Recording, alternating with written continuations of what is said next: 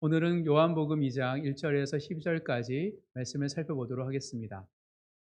무슨 말씀을 하시든지 그대로 하라는 제목의 말씀을 나눌 때 순종함으로 주님의 말씀을 따르는 순종을 통하여서 기적을 경험하시는 모든 성도님 되시길 주님의 이름으로 축복합니다.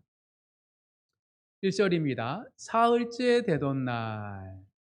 사흘째 되던 날은 며칠 후죠? 이틀 후입니다.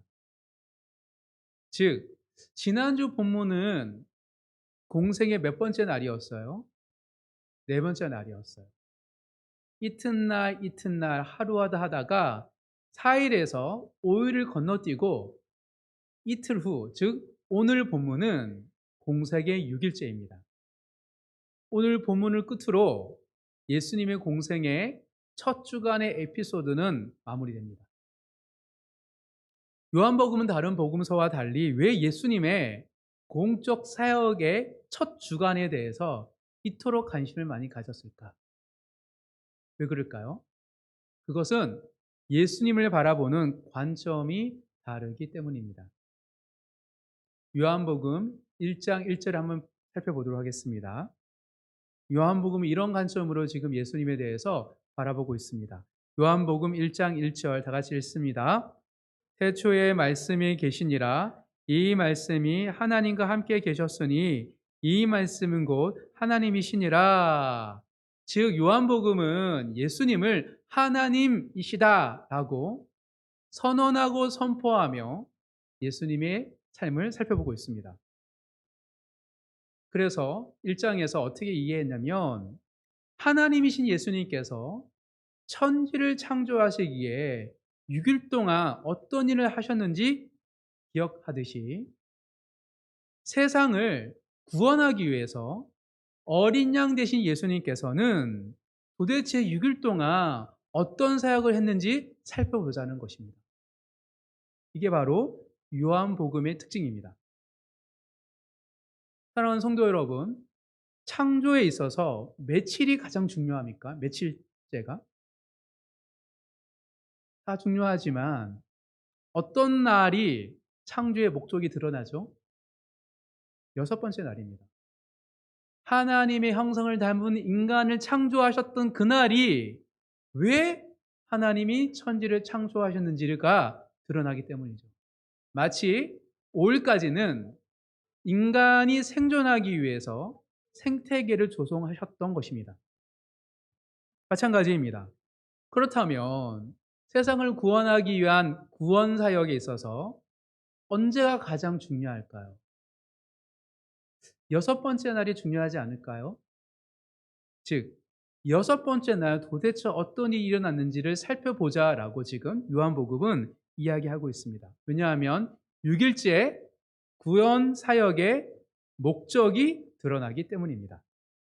그렇다면 공생의 첫 사역을 시작하시고 나서 6일째 예수님은 어떤 일을 하셨습니까? 다 같이 오늘 본문 1절, 2절을 다 같이 한 번 더 읽어보도록 하겠습니다. 읽겠습니다. 사흘째 되던 날 갈릴리 가나에 혼례가 있어 예수의 어머니도 거기 계시고 예수와 그 제자들도 혼례의 청함을 받았더니 혼인잔치입니다. 가장 중요한 여섯째 날 예수님은 혼인잔치에 참석하십니다. 제자들과 함께 가나에서 있는 혼인잔치에 참석하셨습니다. 왜 예수님께서는 이 중요한 날 혼인잔치에 참석하셨을까요? 우리 12절 한번 읽어볼까요? 2장 12절 다 같이 한번 읽어보겠습니다. 시작. 그 후에 예수께서 그 어머니와 형제들과 제자들과 함께 가버나움으로 내려갔으나 거기에 여러 날 계시지는 아니하시니라. 지금 가나에 누가 있는 거예요? 예수님과 제자들뿐만 아니라 예수님의 어머니 그리고 예수님의 형제들도 같이 있다고 얘기하고 있습니다. 즉, 이 결혼식은 예수님의 어머니와 예수님의 형제들 모두가 참석한 가족 행사였습니다. 즉, 가까운 친척이나 친구의 결혼식이었어요. 그래서 온 가족이 참석했던 것입니다. 아, 6일째 아무리 예수님께서 가장 중요한 공생의 사역이지만 가족 행사는 빠질 수 없어서 간 것일까요? 그런데 이거는 정당한 이유가 못 됩니다. 왜냐하면 공적 사역을 시작하시고 나서 예수님은 가족과 거리를 두셨기 때문입니다. 우리 마태복음 한번 찾아보도록 하겠습니다. 마태복음 12장. 마태복음 12장 46절에서 50절까지 예수님께서 어떻게 가족들과 거리를 두셨는지 살펴보도록 하겠습니다. 마태복음 12장 46절부터 50절까지 다 같이 읽겠습니다. 예수께서 무리에게 말씀하실 때에 그의 어머니와 동생들이 예수께 말하려고 밖에 섰더니 한 사람이 예수께 여짜오되 보소서 당신의 어머니와 동생들이 당신께 말하려고 밖에 서 있나이다 하니 지금 뭡니까? 예수님을 만나려고 어머니와 동생들이 와 있어요. 근데 48절 읽겠습니다. 말하던 사람에게 대답하여 이르시되 누가 내 어머니이며 내 동생들이냐 하시고 손을 내밀어 제자들을 가리켜 이르시되 나의 어머니와 나의 동생들을 보라. 누구든지 하늘에 계신 내 아버지의 뜻대로 하는 자가 내 형제요 자매요 어머니니라 하시더라. 즉 예수님의 공적 사역은 예수님의 가족이 달라졌습니다. 육신의 가족이 더 이상 예수님의 가족이 아니라 하나님의 말씀을 믿고 따르는 자가 예수님의 가족이라고 예수님은 말하고 있습니다. 즉 가족 행사였기 때문에 간 것은 맞지 않습니다. 따라서 예수님께서 왜 이 가나 혼인 잔치에 가셨을까라고 질문을 던진다면 가족 때문이 아니라 진정한 새로운 가족인 제자들 때문에 가신 거죠. 도대체 예수님께서는 가나 혼인 잔치에서 제자들에게 무엇을 보여주시려고 한 것일까요? 가나 혼인 잔치에 참석한 사도 바울은 예수님이 왜 우리를 공생의 6일째 가나 혼인 잔치에 데려갔는지를 정확히 알았습니다. 그곳에 함께 있었던 사람이 바로 사도 요한이었기 때문이에요. 그래서 공생의 첫 주간에 사역의 하이라이트인 6일째에 가나 혼인 잔치를 지금 기록하고 있는 것입니다. 참고로 마타, 마가, 누가는 기록하지 않습니다. 유일하게 요한복음만 가나 혼인 잔치가 예수님의 사역의 첫 주간에 6번째 있었던 표적이라고 말을 하고 있습니다. 그렇다면 예수님께서는 무엇을 보여주시려고 가나 혼인 잔치에 가셨을까? 오늘 본문을 통해 예수님께서 제자들에게 보여주신 것을 살펴볼 때 작은 삶의 일상의 기적을 통해 주님을 더욱 신뢰하시고 믿어가시는 우리 모든 성도님 되시길 주님의 이름으로 축복합니다. 가나 혼인 잔치가 제자들에게는 하나님 나라의 혼인 잔치로 보였기 때문입니다. 평범한 일상도 주님과 동행하면 하나님 나라가 되기 때문이죠. 예수님께서 제자들에게 보여주신 것을 토대로 일상에서 하나님 나라를 경험하기 위해 필요한 기본적인 자세가 무엇인지를 살펴볼 때 큰 은혜 받으시기를 간절히 소망합니다. 일상이 하나님 나라 되기 위해서는 첫 번째 자세, 문제에 직면하는 자세를 가져야 된다는 것입니다. 일상이 하나님 나라 되기 위해서는 첫 번째, 인생에서 겪게 되는 위기와 문제를 회피하는 것이 아니라 직면하는 자세가 필요하다는 것. 모든 사람들은 인생을 살다 보면 이런저런 위기와 문제를 만나게 되어 있습니다. 근데 대부분이 회피하거나 또는 외면하려고 합니다. 그런 유혹이 다가와요. 하지만 하나님 나라는 죄로 물든 세상을 구원하시는 일이기 때문에 항상 문제와 위기를 직면하는 태도가 필요한 것입니다. 우리 3절, 4절 오늘 본문 다 같이 읽어보도록 하겠습니다. 포도주가 떨어진지라 예수의 어머니가 예수에게 이르되 저들에게 포도주가 없다 하니 예수께서 이르시되 여자여 나와 무슨 상관이 있나이까 내 때가 아직 이르지 아니하였나이다. 문제가 생겼습니다. 혼인잔치에 어떤 문제죠? 어떤 위기죠? 포도주가 떨어졌어요. 잔치하다 보면 다른 음식은 있으니까 대체하면 되겠죠. 포도주 떨어진 게 큰일인가요? 라고 생각할 수 있겠으나 혼인잔치에 포도주가 떨어진 것은 매우 큰 위기이고 문제였습니다. 지금 신랑 가족은 엄청난 위기에 직면하게 되었습니다. 왜요? 혼인잔치에 포도주가 떨어졌기 때문입니다. 개인주의 성향이 강한 오늘날도 결혼은 어떤 거예요? 한 개인과 개인이 결혼한 게 아니죠. 가족과 가족이 결혼한 것입니다. 하물며 예수님이 살던 당시 유대 공동체에서는 결혼과 결혼은 개인과 개인의 결혼이 아니었습니다. 한 가족과 가족이 하나 되는 과정이었기 때문입니다. 그래서 전통적이고 사회적인 의식이었습니다. 두 사람이 사랑해서 하는 게 결혼이 아니에요. 한 가정과 가정이 하나 되는 자매 결혼 맺는 사돈지간을 맺는 사회적인 의식이었기 때문입니다. 그래서 신랑이 신부를 선택하는 것도 아니고 신부가 신랑을 선택하는 것도 아닙니다. 대부분이 부모가 결정을 해요. 부모가 이미 누구와 누구를 결혼시키겠다고 합의를 보고 결혼하기 전에 만나는 거예요. 이게 대다수였습니다. 아주 극소수가 연애로 결혼을 했습니다. 즉, 당사자들이 결정하는 게 아무것도 없습니다. 이 결혼은 그러니 한 사람과 한 사람이 결혼한 것이 아니라 가족의 의식이에요. 그래서 이 가족의 의식이다 보니까 가까운 가족, 친척, 친구들을 다 부를 뿐만 아니라 지역의 유지도 부르고 유명한 랍비도 불러서 연애를 치렀습니다.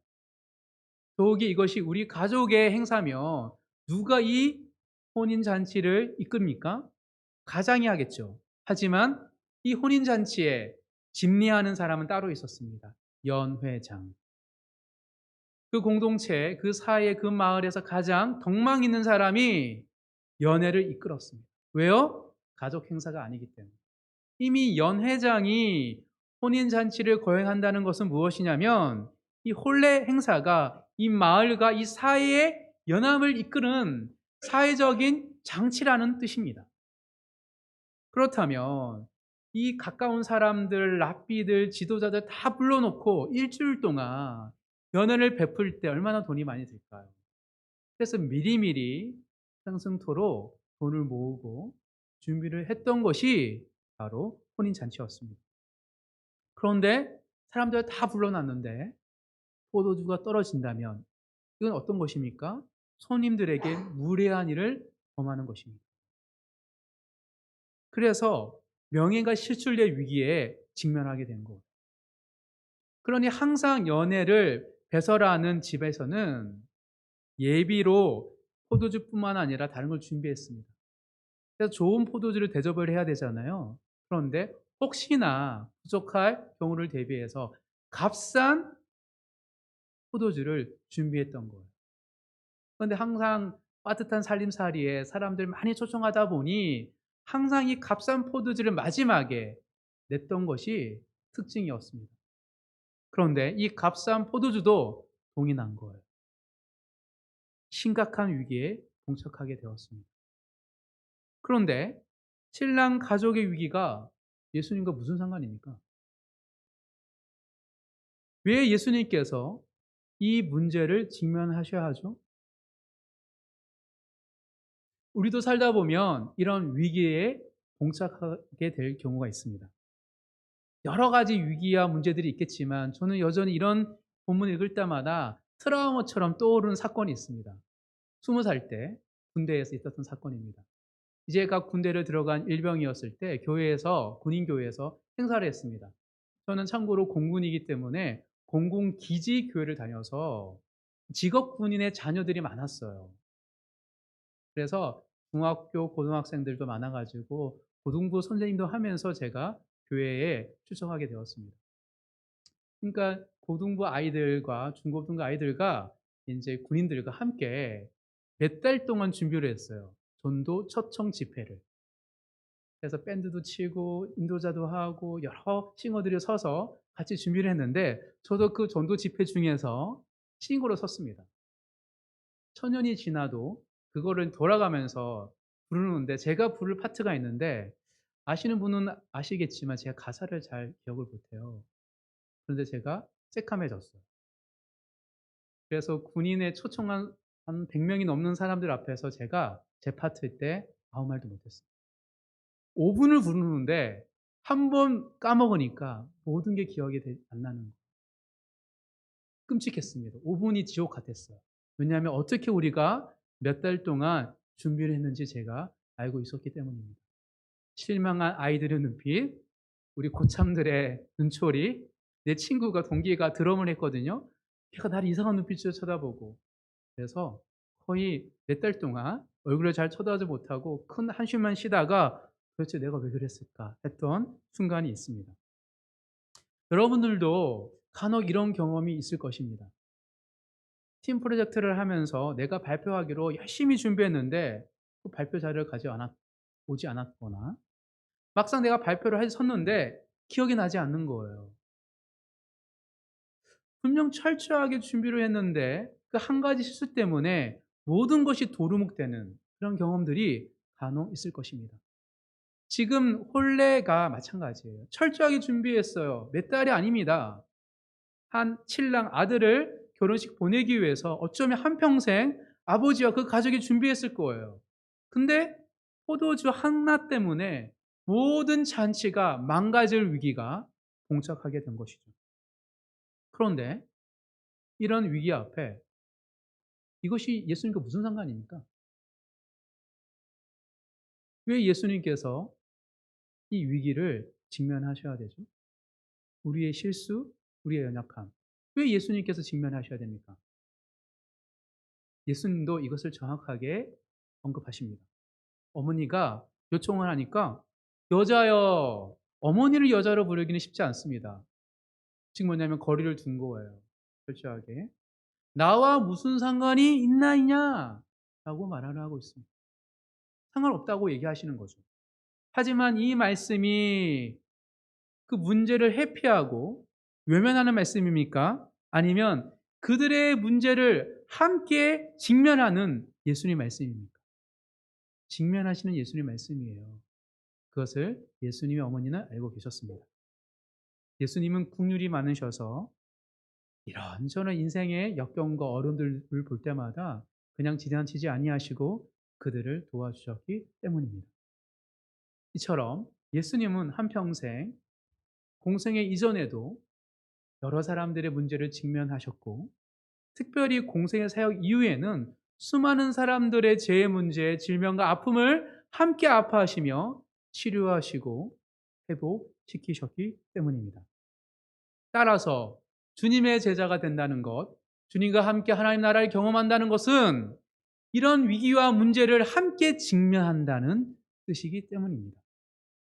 예수님 이 땅에 오신 이유가 우리들의 문제를 직면하시기 위해서 이 땅에 오셨기 때문입니다.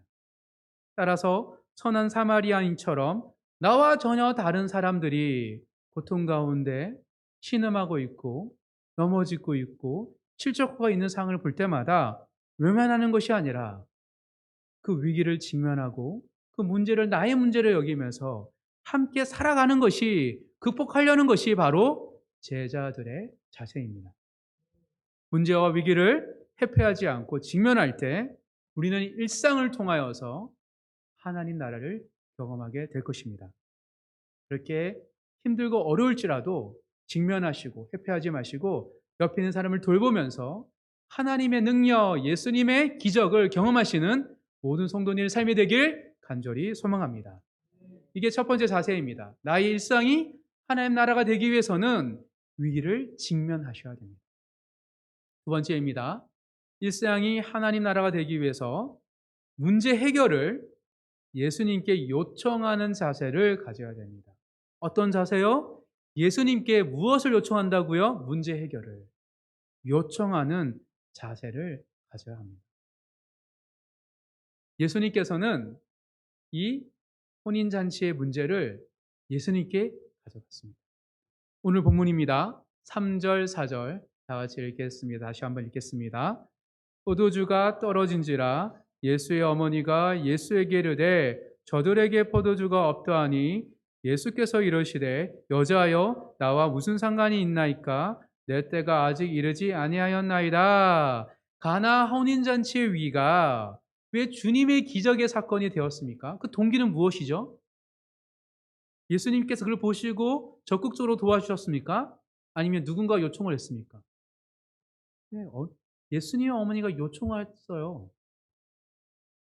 예수님의 어머니가 포도주가 떨어졌다라고 예수님께 부탁을 했기 때문에 가나 혼인잔치라는 한 개인의 위기가 예수님의 기적의 사건으로 바뀐 것입니다. 왜 우리의 사소한 일상이 주님이 임재하시고 주님이 함께 하시고 주님이 돌보시는 곳이 될 수 있습니까? 어떻게 될 수 있죠? 우리가 주님께 요청을 해야 돼요. 주님 도와주세요. 요청하는 것이 주님의 제자 특권입니다. 생각보다 많은 그리스도인들이 요청을 잘 안 해요. 나의 일상에, 나의 삶에 주님께 문제를 해결해 달라고 간구하지 않습니다. 정말 간구하지 않아요. 왜 그럴까요? 왜 내 삶에 여러 가지 겪게 된 어려움들을 주님께 요청하고 부탁하지 않을까요? 자신의 실수와 미숙함으로 생기는 어려움을 주님께 요청한다는 것이 나쁘고 죄송한 마음이 있기 때문이에요. 아, 이거는 내 실수인데 내가 열심히 하지 않아서 내 욕심 때문에 그런 건데 이걸 어떻게 예수님께 요청해 하는 생각 때문에 예수님께 요청하지 않습니다. 이거는 내가 감당할 거지. 사람들 다 감당하잖아. 내가 어린아이야. 내가 어떻게 내 문제를 예수님께 책임 전가를 해. 이거는 내가 감당할 몫이야. 그러니 예수님께 부탁하지 않는 것이죠. 정말 내 힘으로 감당 못해서 죽을 것 같으면 그때서야 예수님께 부르짖습니다. 웬만하면 예수님을 찾지 않습니다. 문제 해결을 요청하지 않아요. 내 힘으로 해결하려고 하는 것이죠. 그런데 이것이 우리의 문제입니다. 왜 그렇죠? 사랑하는 성도 여러분, 여러분들에게 예수님은 어떤 존재입니까? 예수님이 세상을 지으신 하나님이십니까? 죄로 물든 이 세상에서 나를 구원하신 구원자이십니까? 하나님이시고 구원자라면 왜 예수님께 요청을 하지 않으시죠? 왜 예수님께 문제 해결을 요청한 것을 망설이고 계십니까? 우리는 항상 주님 앞에 어린 아이여야 됩니다. 그거를 부끄럽게 여기거나 망설인다면 그것은 주님과 나 사이에 우리가 생각하는 관계 설정이 이상한 거예요. 만약 우리가 기도하는 것을 망설인다면 주님을 무시하는 것이거나 또는 자기 스스로를 오만하게 여기는 태도입니다. 만왕의 왕이시라면서요. 세상의 구원자라면서요. 주님이 없어 내가 살 수 없다면서요. 나의 삶이 주님이 것이라면서요. 근데 왜 주님께 사소한 것조차 간구하지 않습니까? 관계 설정에 문제가 있습니다. 부르짖지 않는 것이 주님에 대한 배려라는 착각에서부터 벗어나시는 모두 성도님 되시기를 간절히 소망합니다. 이런 생각은 오해이며 착각이며 교만입니다. 왜 그렇죠? 이스라엘 백성들이 이렇게 살았어요. 이스라엘 백성들은 한결같이 하나님을 자기들의 하나님을 믿었습니다. 그렇지만 이런 오해와 교만으로 하나님을 찾지 않아요. 광야에서도 힘들어도 하나님을 기도하고 부르짖지 않습니다. 왜요? 내 힘으로, 내 뜻대로, 내 마음대로 살고 싶기 때문인 거죠. 내가 내 인생의 주인인 사람은 진정한 주인 되신 예수님을 찾지 않는 거죠. 주님이 내 인생의 주인이라면 왜 찾지 않습니까? 왜 간구하지 않죠? 사랑하는 성도 여러분, 매일 매 순간 수시로 예수님께 찾으시고 예수님께 문제 해결을 요청하시는 모든 성도님 되시길 간절히 소망합니다. 지금 이 순간 지난 한 주를 뒤돌아볼 때 내 마음대로 내 뜻대로 내 힘으로 내 경험대로 내 지식대로 살아왔던 삶이 있다면 곰곰이 스스로에게 질문을 던져보세요. 내 인생의 주인이 주님이신지, 주님이 여러분의 삶의 주인 되셔서 주님께 묻고 구하며 살아가시는 모든 성도님 되시기를 간절히 소망합니다. 우리의 일상이 왜 하나님 나라가 되지 않냐면 우리 삶의 주인이 내가 되었기 때문입니다. 다시 한번 예수님께 내 삶을 드리며 주님께서 이루시는 기적을 경험하시는 모든 성도님 되시길 주님의 이름으로 축복합니다. 두 번째 자세, 일상이 하나님 나라를 경험하는 사람들은 예수님께 문제 해결을 늘 수시로 요청한다는 것입니다. 마지막 세 번째 자세입니다. 일상이 하나님 나라가 되기 위해서는 세 번째, 무슨 말씀을 하시든지 예수님께 순종하는 자세를 가져야 됩니다. 무슨 말씀을 하시든지 순종하는 자세가 하나님 나라를 경험하는 사람들의 특징이기 때문입니다.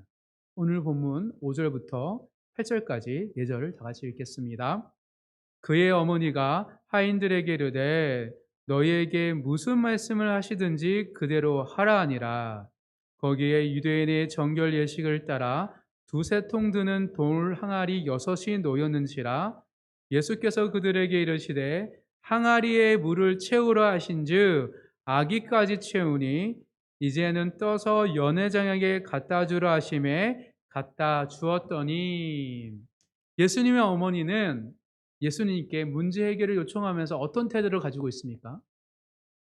들어주면 되고 안 들어주면 말고 이런 태도입니까? 아니면 무슨 말씀을 하시든지 그대로 순종하려는 마음으로 예수님께 요청을 했습니까?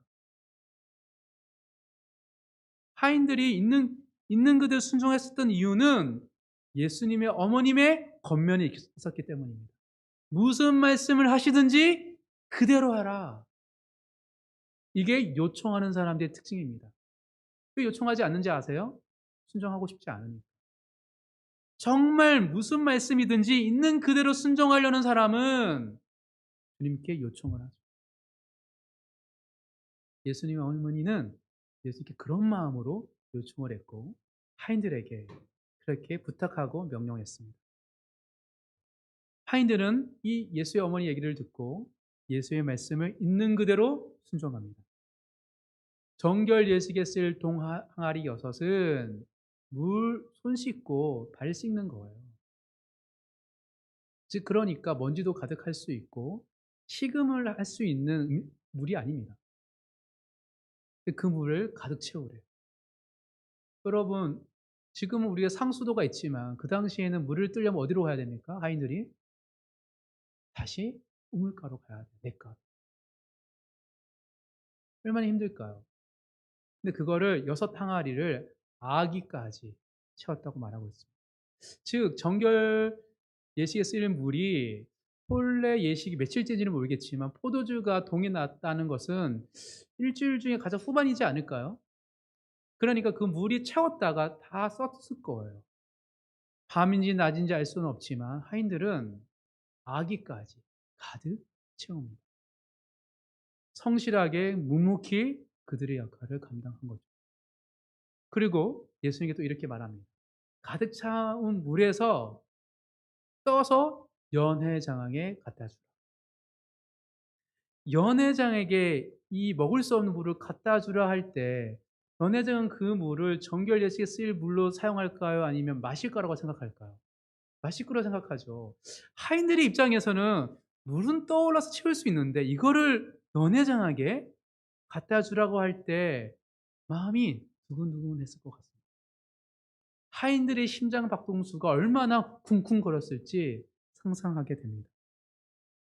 그들의 향기가 이 항아리에 가득 채웠을 때부터 이미 숙성된 포도주로 변해서 포도주구나 확인했는지 아니면 이미 연회장에 술이 가득해서 여기서 나는 냄새인지 저기서 냄새를 구분 못해서 내가 볼 때는 물이처럼 보이는데 그런지는 모르겠어요. 중요한 것은 누구에게? 가장 높은 사람에게, 연회장에게 갖다 주래요. 먹어보라가 아닙니다. 갖다 주. 그 물을 떠서 연회장에게 갖다 줍니다. 무슨 말씀을 하든지 그대로 순종하고 있습니다. 그러자 9절입니다. 9절 읽겠습니다. 연회장은 물로 된 포도주를 맛보고도 어디서 났는지 알지 못하되 물돈 하인들은 알더라. 연회장이 신랑을 불러. 이 요한복음이 이 구절을 넣었을까요? 당연히 알죠. 하인들은 자기가 떠왔고 연회장은 모르니까. 왜 이거를 굳이 설명하고 있을까요? 혼인잔치에서 가장 높은 사람은 누구입니까? 연회장입니다. 그리고 혼인잔치에서 가장 낮은 자는 누구입니까? 하인입니다. 연회장은 가장 먼저 포도주와 음식을 먹으면서 축하를 했던 사람입니다. 하지만 하인들은 늘 먹지도 마시지도 못하고 섬기는 종들이었습니다. 그런데 이 순간 연회장과 하인은 역전이 됩니다. 연회장이 모르는 것을 누가? 하인이 알고 있기 때문입니다.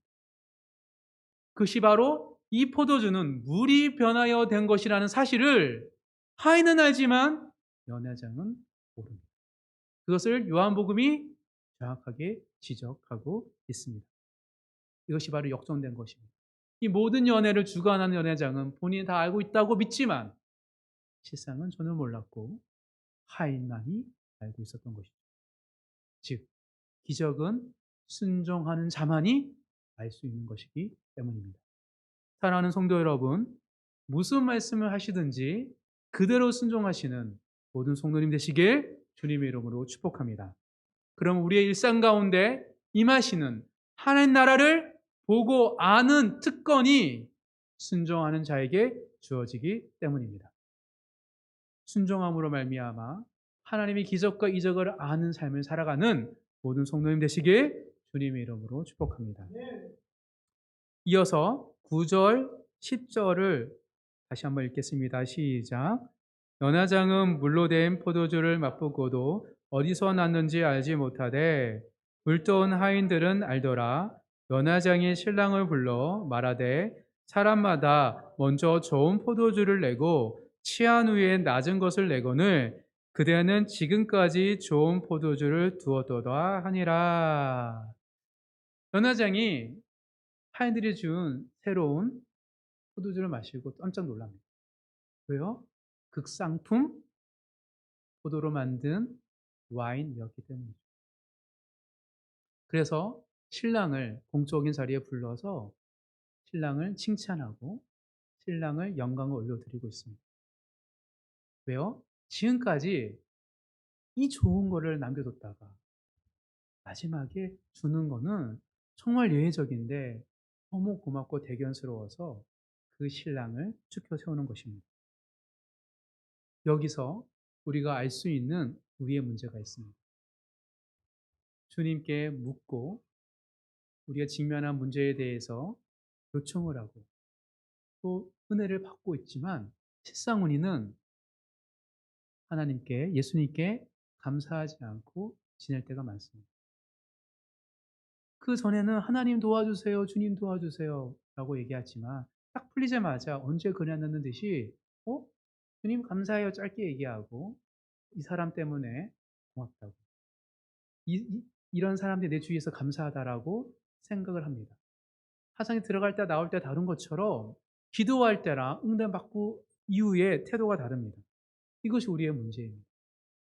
연회장과 신랑은 끝까지 예수님께 감사하지 않습니다. 신랑은 예수님께 찾아와서 감사하고 고맙다라고 신랑과 신랑 가족이 얘기하는 장면이 없어요. 그러니 끝까지 연회장은 도대체 이 포도주는 누가 가져온 건지 모르죠. 신랑이 가져온 줄 알아요. 이것이 바로 우리의 근본적인 문제가 무엇인지 보여줍니다. 우리는 위기 앞에서 주님을 드러내기보다 우리를 드러냅니다. 마치 신랑처럼, 내가 준비한 것처럼, 내가 예비한 것처럼. 왜요? 우리는 위기 앞에서 위기를 극복하는 것이 우리가 원하는 거지 위기 가운데 우리와 함께 하신 주님을 보는 것이 우리의 소망이 아니기 때문입니다. 그러니 위기를 극복하며 언제 그려나는 듯이 다시 주님에 대해서는 관심이 없는 것. 그것이 우리의 문제입니다. 그런데 정작 예수님께서는 이런 우리의 모습을 바라보시면서도 끝까지 문제를 직면해 주시고 우리의 기도 응답해 주시고 우리를 도와주시죠. 왜 그럴까요? 이 가나 어린 잔치는 주님의 때가 아니기 때문입니다. 처음부터 얘기하셨어요. 주님이 영광 받으시고 주님이 우리에게 칭찬과 모든 찬양을 받으실 그날은 다른 혼인 잔치이기 때문입니다. 그것을 누구에게 보여주셨습니까? 제자들. 하인과 제자들은 이 혼인 잔치에 정말 영광을 받으셔야 할 분이 누군지를 보았습니다. 그래서 제자들은 예수님을 믿고 신뢰하게 된 것이기 때문입니다. 11절 다 같이 한번 읽어보겠습니다. 시작. 예수께서 이 첫 표적을 갈릴리 가나에서 행하여 그의 영광을 나타내심에 제자들이 그를 믿으니라. 제자들은 물이 변하여 포도주 된 것을 보시고 예수님께 영광을 올려드리고 있습니다. 그리고 예수님을 믿게 되었습니다. 이 사건을 통하여 보아도 보지 못하는 자가 있고 들어도 듣지 못하는 자가 있지만 반대로 보고 듣고 누가 참 신랑인지 깨닫는 자도 있다고 말을 하고 있습니다. 가나 혼인잔치의 진정한 주인공 신랑은 누구입니까? 예수님이십니다. 우리가 아닙니다.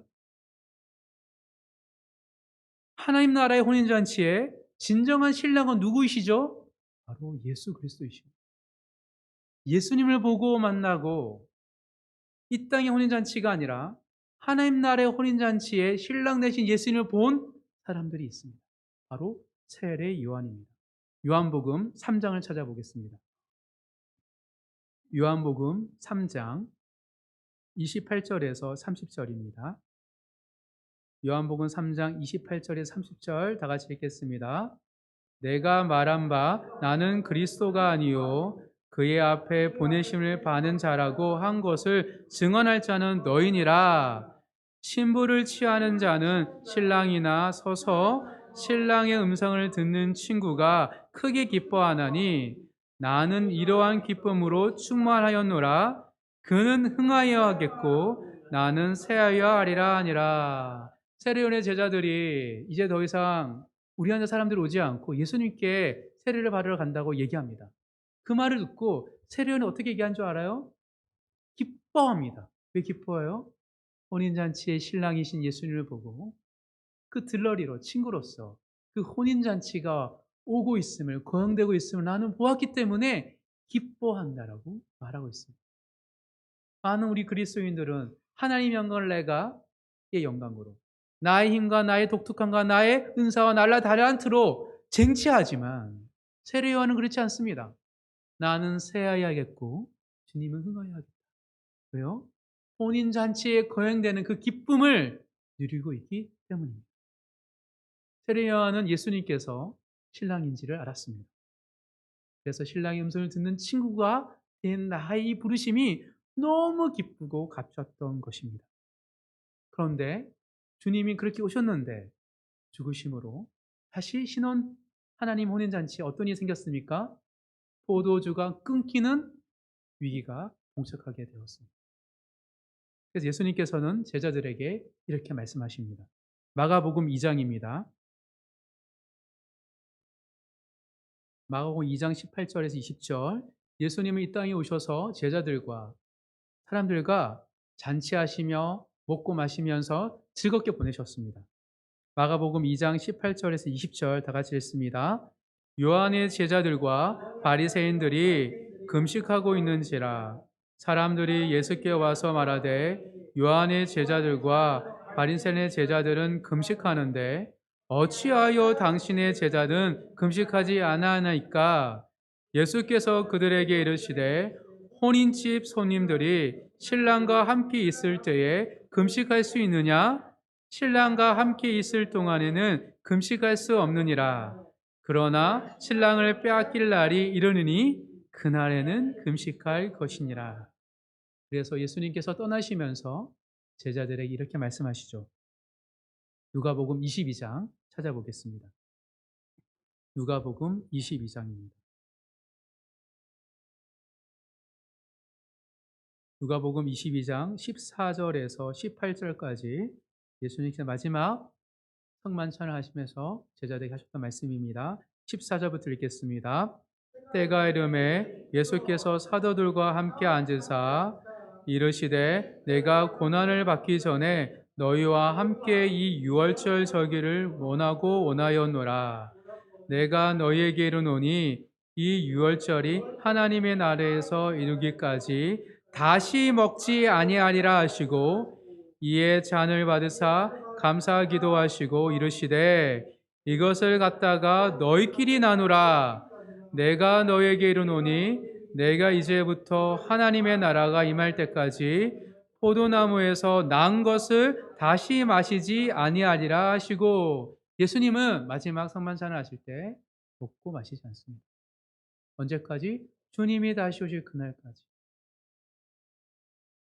진정한 하나님 나라의 혼인잔치에 신랑 되신 예수님께서는 이 땅에 오셨다가 다시 오실 때 그날까지 포도주를 먹지 않는다라고 말하고 있습니다. 주님과 함께 있을 때는 우리가 먹고 마시지만 떠난 예수님을 기다리고 예배하는 사람들은 금식하며 절제하며 그 혼인 예식의 주인공 되신 주님을 기다린다라고 말하고 있기 때문입니다.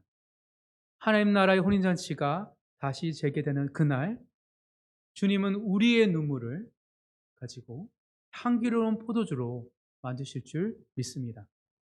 일상에서 하나님 나라를 경험하심으로 하나님 나라의 성취를 꿈꾸며 살아가시는 모든 성도님 되시길 간절히 소망합니다. 단순히 우리의 위기와 어려움에 대한 이야기가 아닙니다. 우리는 그것을 위해 기도하지만 그것을 응답하신 주님은 다시 오실 그날 하나님 나라가 완전히 임하는 그날 임하실 하나님의 영광을 우리의 작은 일상을 통하여서 보여주고 있기 때문입니다.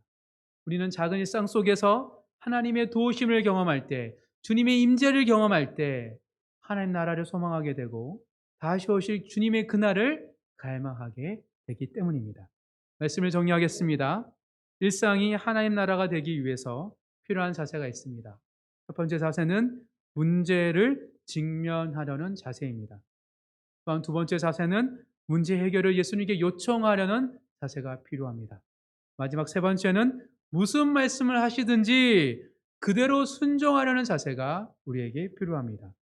이 세 가지 자세를 가지고 우리의 크고 작은 일상의 문제들을 놓고 주님 앞에 나가섰을 때 주님의 도우심과 주님의 함께 하심을 경험하시는 모든 성도님 되시길 간절히 소망합니다.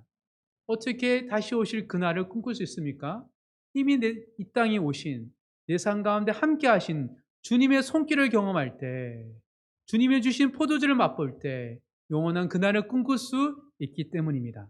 작은 일상 속에서 하나님 나라를 꿈꾸시는 모든 성도님 되시길 주님의 이름으로 축복합니다.